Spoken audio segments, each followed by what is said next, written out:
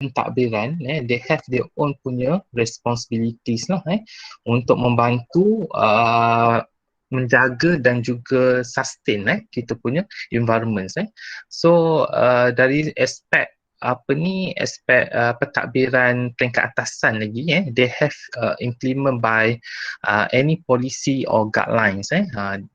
That's why any orang kata diorang nak buat, even though simple things like zero plastic bags punya programs macam yang terawal di Melaka, and then Selangor dah start, and now in Negeri Sembilan also apply for kita kata zero plastic bags. So walaupun dalam program yang simple macam tu pun, they need to have their own punya orang kata guidelines. Dia nak implement, so maybe dia boleh cope lah dia punya programs and then relates to environments. So apa effect because of once kita nak apply to any programs, any policy about environments, we need to relate to sustainable developments lah. Macam contohnya kita apply untuk zero plastic bags tu, kita kena tengok aspek-aspek yang lain. For example, aspek environments, aspek economics and social. So kalau kita nak apply tu, dia boleh cope tak dengan lima-lima yang lain? Ada effect tak? Sebab kita ini dia ada dia punya orang kata indicators lah. Kalau nak apply untuk any techniques programs untuk mengurangkan masalah alam sekitar ni.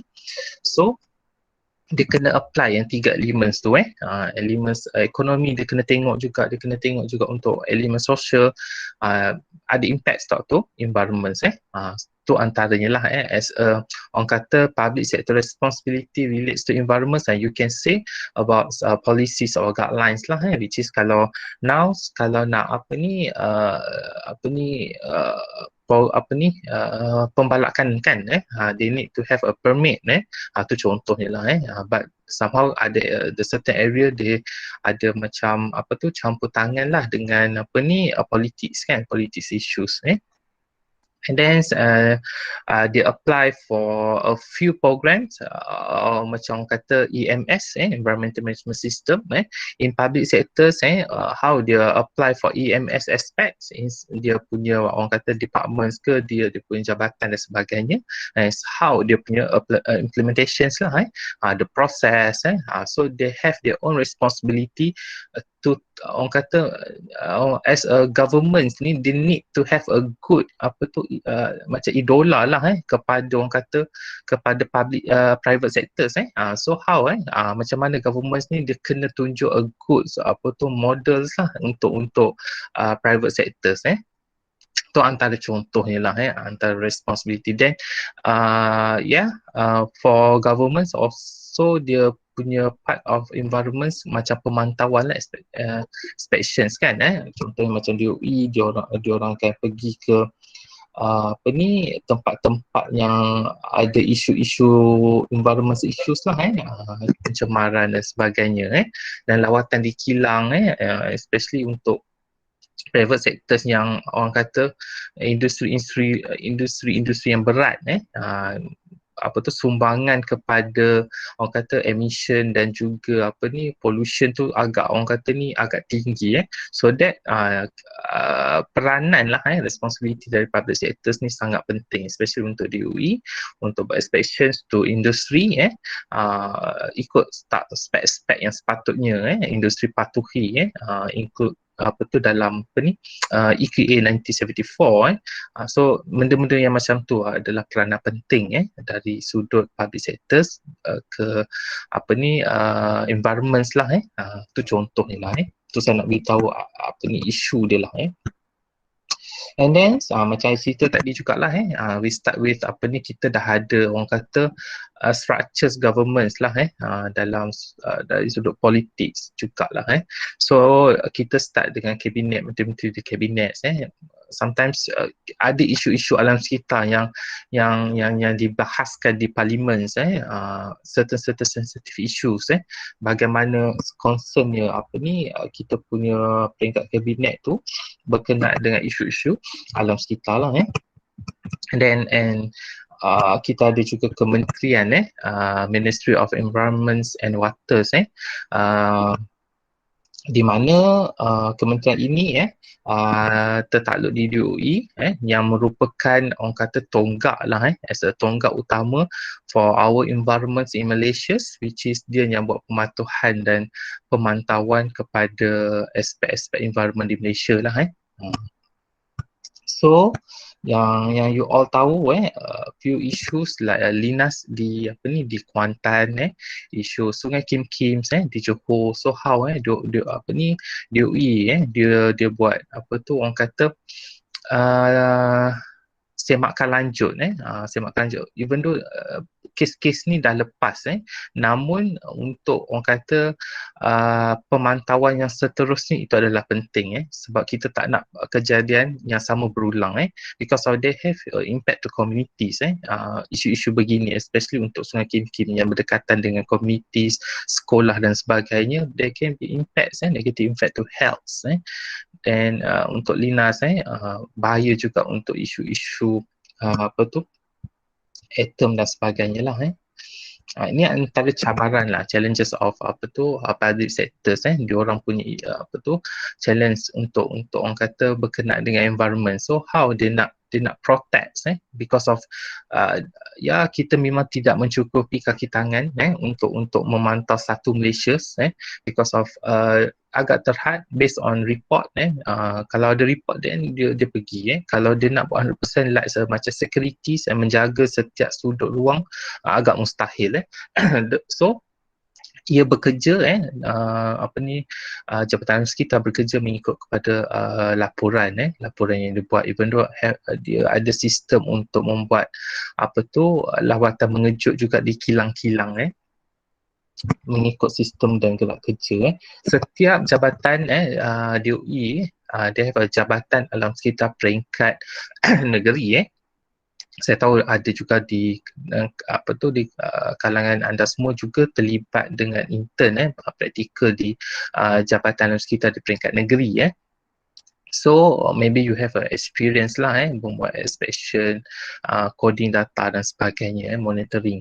So di peringkat negeri itu lebih pemantauannya lebih khusus lah peringkat DOE di peringkat atasan they have dia punya generals and then focus specific untuk negeri itu adalah di bawah kuasa Jabatan Alam Sekitar Negeri mereka yang akan membuat pemantauan secara khusus di kilang-kilang atau industri ataupun any report from communities lah berkenaan dengan pollution. And then elements of safety in city planning for sustainability.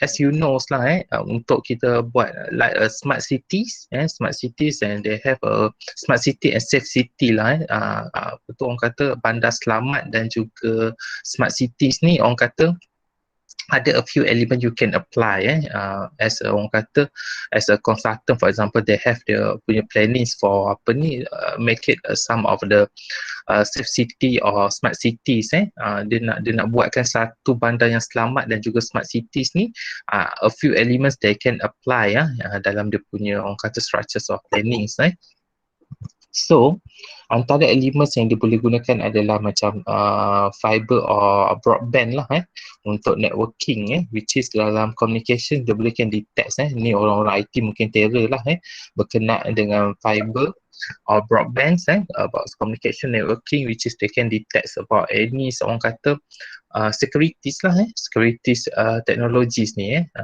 so ini antara elemen yang dia boleh guna pakai some of the elements of broadband yang berkenaan dengan communications lah dia boleh tapis, dia boleh tengok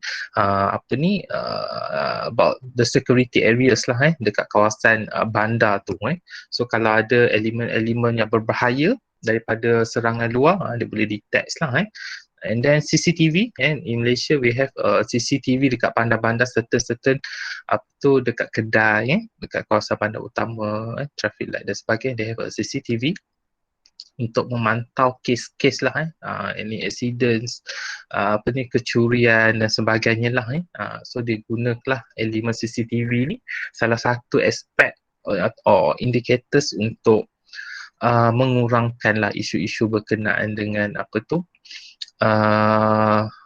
masalah sosial lah, kecurian dan sebagainya. And then integrated information management system, for integrated, as you know, integrated combines lah, maybe you using any apa tu management part, pengurusan dari sudut aspek pengurusan, how they implement, they have a framework ke framework untuk smart city or safe cities, then they combine with a few elements in technologies, networking technologies ke, and communication networking ke, or using a CCTVs, then combines as a integrated information management system, boleh guna beberapa elements aspek ni untuk jadi integrated lah. And then can practice a EMS, environmental management system. For environmental management system is more to help lah, safety and health lah. Saya masuk juga element of safety ni actually dalam membentuk apa ni orang kata bandar selamat, not just focus on social aspect, but we also concern lah about health juga, which is kalau boleh a few apa ni, kalau tengok you boleh tengok a few apa ni local governance yang apply for apa ni solid waste management lah, pengasingan sisa pepejal, pengasingan apa ni sisa buangan dari apa ni dari rumah, maksudnya pengasingan ni dari sudut bahan-bahan kita semula lah, pengagihan di mana ia mengurangkan masalah-masalah seperti apa ni pengurusan sisa lah, environmental friendly, which is kita buat pengasingan bahan buangan ni ia menyelamatkan kita punya alam sekitar, and then dalam masa yang sama dia boleh at least lah mengurangkan isu-isu kesihatan, which is dalam sudut vectors, kawalan vectors dan sebagainya. Peranan local governance antaranya kawalan vectors lah, kalau you apa ni praktikal di apa ni majlis-majlis daerah, more to focus on apa ni kawalan-kawalan vektor di kawasan perumahan, kawasan kampung kan, tu antara salah satunya lah peranan juga dari sudut local governance, dari sudut environment, kawalan vectors. So as a practice for environmental management system, they can help to apa ni kita punya environment lah, save our environments, and then mengurangkan pembaziran dalam masa yang sama, and then generate income juga, even though sikit saja kita boleh recycle, so itu boleh generate kita punya ekonomi, kalau you nak apply sustainable development, so itu antara elemen-elemen yang kita boleh guna pakai lah. So and then banyak pula baru masuk. Okay. Then we go to strategies for monitoring and evaluation of environmental health risks and securities. For this one, as a monitoring lah, kalau you order practice to apa ni dalam industri, mungkin you order practical in apa tu private sectors or DOE ke, ada practice a few orang kata monitoring punya equipment dan sebagainya. Okey, itu antara orang kata antara alat-alat lah air monitoring, noise or dust, yang tu antara yang kita kata elemen-elemen yang boleh kita tengok dari sudut environmental health lah, especially untuk orang kata untuk the current issue sekarang kan, COVID-19 pandemic, and then can relate to apa tu orang kata for COVID-19 PM5 dia baru detect, and now kita punya normally they using for PM10 and PM2.5. So memang kita boleh gunalah untuk detect for COVID-19 pandemic, bukan detect lah, the particles, dia boleh calculate. So untuk strategi for monitoring, for apa tu for industry, kalau you all apa ni praktikal di DOE, mungkin dia buat inspections di industri, dia ada jadual-jadual untuk lawatan di kilang, di mana ada yang baru masuk. Okey. So di mana lawatan ini amat orang kata amat membantu sebenarnya untuk kita mengurangkan masalah-masalah sekitar, di mana kalau dia buat inspection apa ni orang kata secara tiba-tiba ni, kadang-kadang kilang-kilang dia tidak mempunyai persiapan. Kalau waktu saya kerja industri dulu, they have orang kata like a networking lah dengan DOE ni. Kalau dia nak datang tu dia contact dulu so kita boleh prepare. Ada setengah-setengah kilang yang tak ada networking so dia terpaksa terima kedatangan tu secara mengejut lah so they need to prepare always prepare untuk aspek-aspek environment lah, especially kalau industri, kalau yang melibatkan the heavy industry ni banyak melibatkan emissions so they need to have orang kata a good filters dalam apa tu cerombak asap sisa apa ni sandur sisa di ramai lambat sikit hari ni. Okey. Di kilang maksudnya dia ada the level of apa tu filters lah yang dia kena lakukan and then a few monitoring yang juga yang perlu dilakukan because of sometimes DOE dia akan bawa dia punya equipment untuk kena pasti noise di industri and then they need to have evaluations about HERAX dalam industri especially lah dalam industri ni dia banyak risk compared to public sectors and then a few lah yang spesifik yang lain lah yang boleh kita tengok. And then mungkin dalam industri they have a occupational health doctors which is they need to have a good orang kata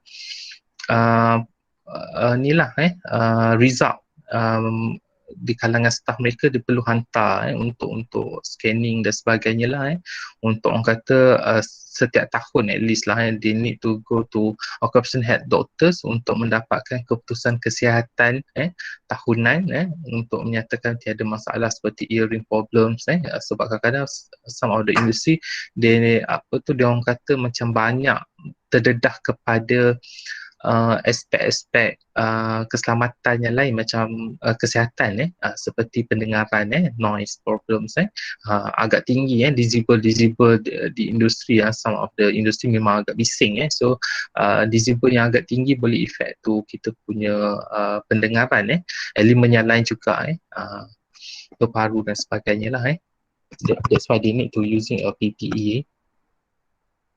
Okay, strategies and ni pun sama jugalah using survey dan sebagainya lah rawatan di hospital tu antara contohnya lah monitoring data.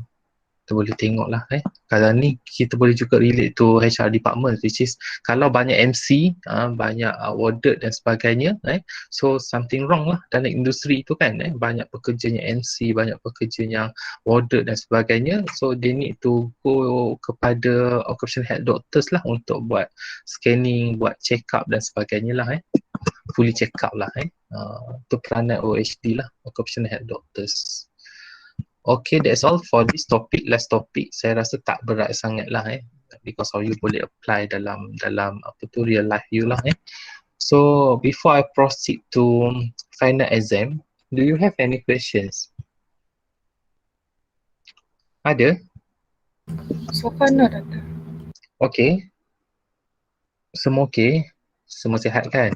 So hari ni saya pun nak untuk EVA 631 I nak highlight for final exam. Betul ke you all punya final exam EVA 631 22 Julai hari Khamis? Betul? Thursday? Betul? Betul, Doktor. Betul so tak ada miscommunication lah so I pun dapat jadual yang sama.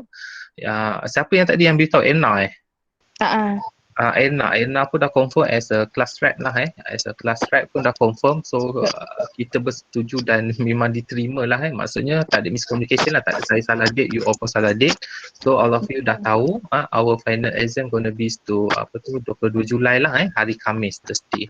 So untuk final exam saya akan menggunakan medium U Future secara online U Future and then macam midterm juga saya akan buka test tu pukul 8 pagi sehingga 5 petang sahaja Namun begitu, disebabkan ada kita dah fakulti dah buat meeting untuk final exam ni, untuk komuniti jawatan kuasa untuk peperiksaan akhir, menyatakan berkenaan dengan penilaian risiko yang perlu kami lakukan oleh yang berkenaan kita pun dalam proses mendapatkan vaksin, dan kami juga faham ada pelajar yang mendapat tarikh-tarikh vaksin pada hari peperiksaan.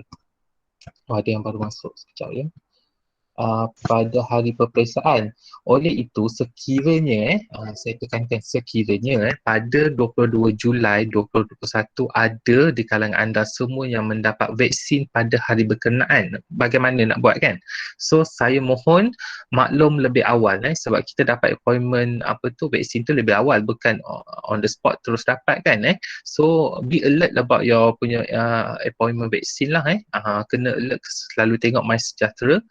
So just in case you have appointment vaksin on kita punya final exam ni 22 Julai.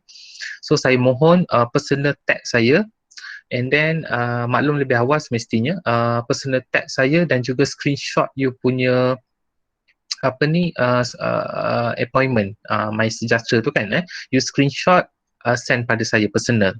And then just in case you punya appointment tu pada waktu pagi, waktu siang lah pada waktu pagi, bukan petang. Kita dua session kan, pagi dan petang untuk vaksin tu. So you punya session vaksin tu pagi. So you boleh jawab half of kita punya final exam tu, mungkinlah you punya appointment pukul 11 macam tu. So you boleh start pukul 8 untuk first attempt So and then you pergilah vaksin, and then after you ambil vaksin petang, kalau you rasa okey, kesihatan you tak ada efek apa-apa, so you proceed sajalah second attempt untuk submit jawapan dan sebagainya sehinggalah pukul 5 and then just in case you ada efek ataupun tidak sihat dan sebagainya, kesan daripada vaksin mungkin tak larat, demam dan sebagainya,